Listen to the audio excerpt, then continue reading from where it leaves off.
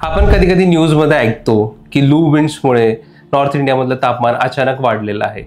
तर लू विंड्स ह्या एक प्रकारच्या लोकल विंड्स आहेत. तर लोकल विंड्स म्हणजे काय हे आपण या व्हिडिओमध्ये बघूया. लोकल विंड्स ह्या एक मर्यादित एरियासाठी लिमिटेड असतात. त्याबरोबरच त्यांचा कालावधी हा कमी असतो, म्हणजे त्या काही तासासाठी किंवा काही दिवसासाठी वाहतात. या विंड्स ड्राय, वॉर्म, कोल्ड किंवा वेट अशा प्रकारच्या असतात. यातील एक महत्त्वाची विंड म्हणजे चिनूक विंड. चिनूक विंड ही कॅनडा आणि USA या रिजनमध्ये वाहते. ही विंड रॉकी रिजनच्या जवळपास आढळते. आता आपण समजूया की हा कप म्हणजे रॉकी रिजन आहे किंवा रॉकी पर्वत आहे. तर रॉकी पर्वताच्या पश्चिमेकडून ही विंड राईज करते आणि रॉकी पर्वताच्या पूर्वेकडे ही विंड खाली उतरते. तर जेव्हा ही विंड खाली उतरते तेव्हा ती कॉम्प्रेस होते आणि गरम होते. तर ही विंड गरम झाल्यामुळे इथल्या तापमानामध्ये लक्षणीय वाढ होते आणि इथला बर्फ वितळू लागतो. यामुळेच या विंडला आपण स्नो ईटर असेही म्हणतो. तापमानामध्ये वाढ झाल्यामुळे इथे गव्हाच्या पेरणीमध्ये मदत होते. अशाच प्रकारची अजून एक विंड म्हणजे फोन विंड. ही विंड स्वित्झर्लंडला आढळते. तर ही विंड अल्प्स रिजनच्या नॉर्थ साईडला आढळते. या विंडमुळे इथल्या रिजन मधलं वातावरण हे प्लेझंट होतं. त्याबरोबरच गव्हाच्या आणि द्राक्षाच्या शेतीसाठी मदत होते. यानंतर एक महत्त्वाची विंड म्हणजे मिस्ट्रल. ही एक कोल्ड विंड आहे. ही स्पेन आणि फ्रान्स या रिजन मध्ये वाहते.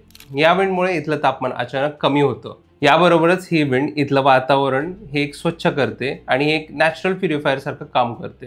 यानंतरची महत्त्वाची विंड म्हणजे हर्मटन विंड. ही एक ड्राय आणि वॉर्म विंड आहे. ही विंड वेस्ट आफ्रिका आणि गिनी कोस्ट इथे आढळते.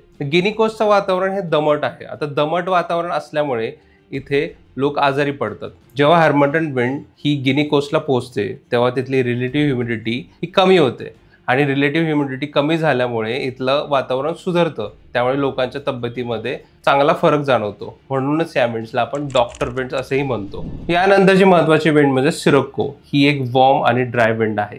ही विंड सहारा वाळवंटात सुरू होते आणि मेडिटेरियन सीच्या थ्रू इटली आणि स्पेन रिजनमध्ये जाते. या विंडला वेगवेगळ्या ठिकाणी वेगवेगळ्या नावानं ओळखतात. जसं की इजिप्तमध्ये या विंडला आपण खमझिन म्हणतो, तर लिबियामध्ये हिला आपण गिबली म्हणतो आणि ट्युनिशियामध्ये या विंडला चिली असंही नाव आहे. ही विंड सहारा वाळवंटातील लाल वाळू इटलीला नेते आणि जेव्हा पाऊस पडतो तेव्हा ही लाल वाळू त्या पावसाबरोबर खाली पडते. तेव्हा इथे रक्ताचा पाऊस झाल्यासारखा भास होतो. त्याबरोबरच ही विंड तिथल्या शेतीसाठी आणि फळबागांसाठी घातक असते. यानंतर काही इम्पॉर्टंट लोकल विंड्स आपण टेब्युलर फॉर्मॅटमध्ये पुढे दिलेल्या आहेत. त्या एक्झामसाठी इम्पॉर्टंट आहेत. तर त्या तुम्ही एकदा बघून रिवाइज करून घ्या. थँक्यू.